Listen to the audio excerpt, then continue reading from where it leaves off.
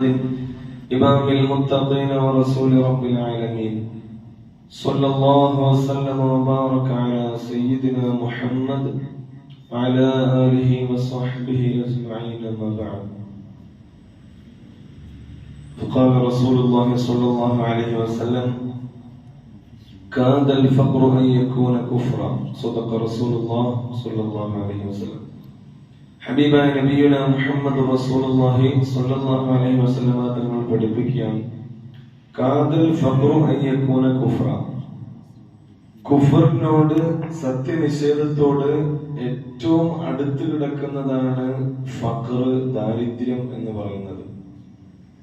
ദാരിദ്ര്യം വളരെ പേടിയോടുകൂടെ, ജാഗ്രതയോടുകൂടി സത്യവിശ്വാസികൾ കാണേണ്ടതാണെന്ന് ഹബീബായ നബിയുന മുഹമ്മദ് റസൂലുള്ളാഹി സ്വല്ലല്ലാഹു അലൈഹി വസല്ലം.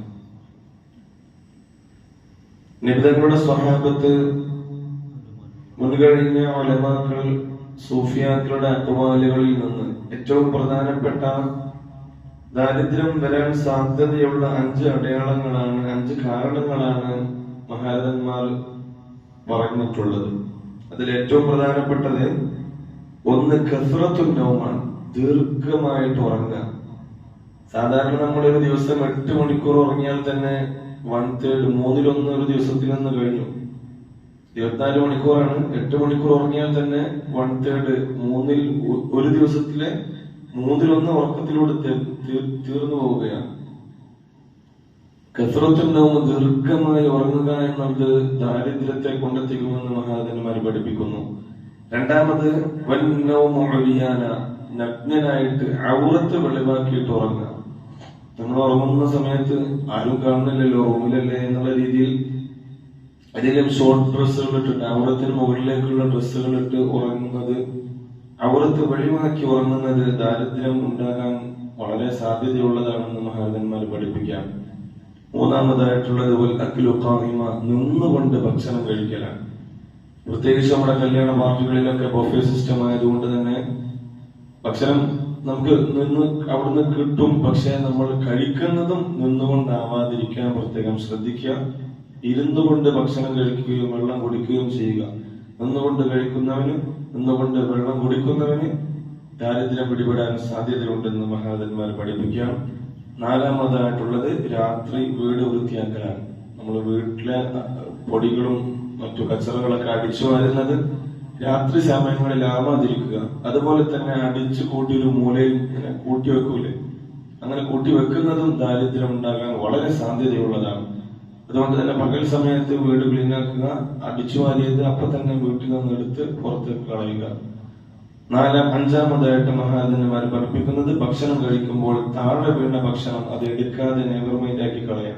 നമ്മളത് വേസ്റ്റ് ആയിട്ട് കരുതുവല്ലേ, ഒരിക്കലും അങ്ങനെ ചെയ്യാൻ പാടില്ല. ഹബീബായ നബിയുന റസൂലുള്ളാഹി സ്വല്ലല്ലാഹു അലൈഹി വസല്ലം തങ്ങൾ പഠിപ്പിച്ചതാണ്, താഴെ ഒരു ഭക്ഷണം വീണാൽ, ഒരു ഉരുള വീണാൽ, ആ ഒരു വറ്റു വീണാൽ അതെടുത്ത് അതിലുള്ള അഴുക്കുകൾ നീക്കിയിട്ട് അവൻ ഭക്ഷിക്കട്ടെ എന്ന് നബിയുന റസൂലുള്ളാഹി സ്വല്ലല്ലാഹു അലൈഹി വസല്ലം തങ്ങൾ പഠിപ്പിച്ചതാണ്.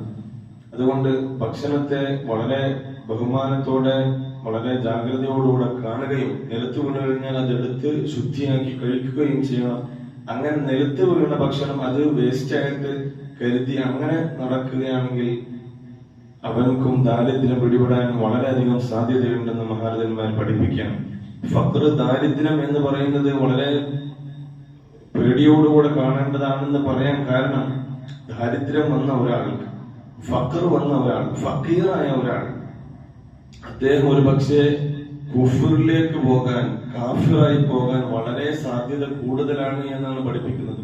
ഹബീബായ നബിയുന റസൂലുള്ളാഹി സ്വല്ലല്ലാഹു അലൈഹി വസല്ലം തങ്ങൾ ദുആ ചെയ്തത്, അല്ലാഹുമ്മ അഹീനി മിസ്കീനൻ വഅമിത്നി മിസ്കീന, അല്ലാഹു എന്നെ മിസ്കീനായിട്ട് ജീവിപ്പിക്കണേ, മിസ്കീനായിട്ട് മരിപ്പിക്കണേ എന്നാണ്. മിസ്കീനും ഫക്കീറും രണ്ടും വ്യത്യാസമുണ്ട്.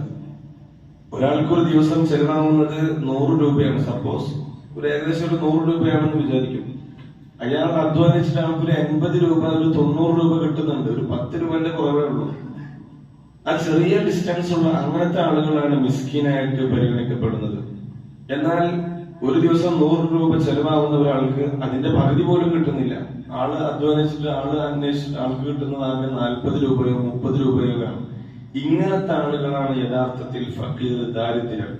ഇങ്ങനത്തെ ആളുകളാണ് ഒരു പക്ഷെ ഹൈപ്പർ ടെൻഷൻ കൊണ്ടോ വലിയ ടെൻഷൻ കൊണ്ടോ വേറെ എന്തെങ്കിലും ചിന്തകൾ കൊണ്ടോ ഒരു പക്ഷെ അള്ളാഹുവിനെ നിഷേധിച്ചേക്കാം, വലിയ വലിയ തെറ്റുകളിലേക്ക് അവൻ പോയേക്കാം. അതാണ് ഹബീബ റസൂലുള്ളാഹി സ്വല്ലല്ലാഹു അലൈഹി വസല്ലം തങ്ങൾ പഠിപ്പിച്ചത്, കാദൽ ഫഖ്റു അയ്യകൂന കുഫ്റ, കാഫിറിലേക്ക്, കാഫിറായി പോവുക, സത്യനിഷേധത്തിലേക്ക് ഫഖ്ർ, ദാരിദ്ര്യം വളരെ അടുത്ത് കിടക്കുന്നതാണ്, വലിയ സാധ്യതയുള്ളതാണ്. അതുകൊണ്ട് ഫഖറിനെ തൊട്ട് നാം എപ്പോഴും അള്ളാഹുവിനോട് കാവൽ ചോദിക്കണം. നമ്മൾ എപ്പോഴും ഫഖറിനെ പേടിക്കണം. മിസ്കീനായാലും കുഴപ്പമില്ല, ഫഖീർ ആവാതിരിക്കാൻ നമ്മൾ എപ്പോഴും ശ്രദ്ധിക്കണം. അള്ളാഹു സുബ്ഹാനഹു വ തആല തൗഫീഖ് നൽകി അനുഗ്രഹിക്കട്ടെ. ദാരിദ്ര്യത്തിൽ നിന്ന് അള്ളാഹു നമ്മയും നമ്മുടെ കുടുംബത്തെയും കാത്തു സംരക്ഷിക്കട്ടെ. നാം പറഞ്ഞതും കേട്ടതും സ്വാലിഹായ അമലായി നമ്മിൽ നിന്നും ഖബൂൽ ചെയ്യട്ടെ. അതിന്റെ സവാബുകൾ നമുക്കും നമ്മിൽ നിന്ന് മൺമറഞ്ഞു പോയവർ, നമ്മുടെ മഹലിൽ അന്ത്യവിശ്രമം കൊള്ളുന്നവർ എല്ലാവരുടെയും ഹിബ്റാത്തിലേക്ക് അള്ളാഹു എത്തിക്കട്ടെ. അവരുടെ ഖബർ ജീവിതം അള്ളാഹു പരിപൂർണമായ സന്തോഷത്തിലും റാഹത്തിലും സുഖത്തിലുമാക്കി കൊടുക്കട്ടെ. നമ്മുടെ വിശിഷ്ടകാല ജീവിതം പരിപൂർണമായ റാഹത്തോടെ, സലാമത്തോടെ, സന്തോഷത്തോടെ ഉള്ളതാക്കി തീരട്ടെ. വആഖിറു ദഅവാനാ അൽഹംദുലില്ലാഹി റബ്ബിൽ ആലമീൻ. വസ്സലാമു അലൈക്കും വറഹ്മത്തുള്ളാഹി വബറകാതുഹു.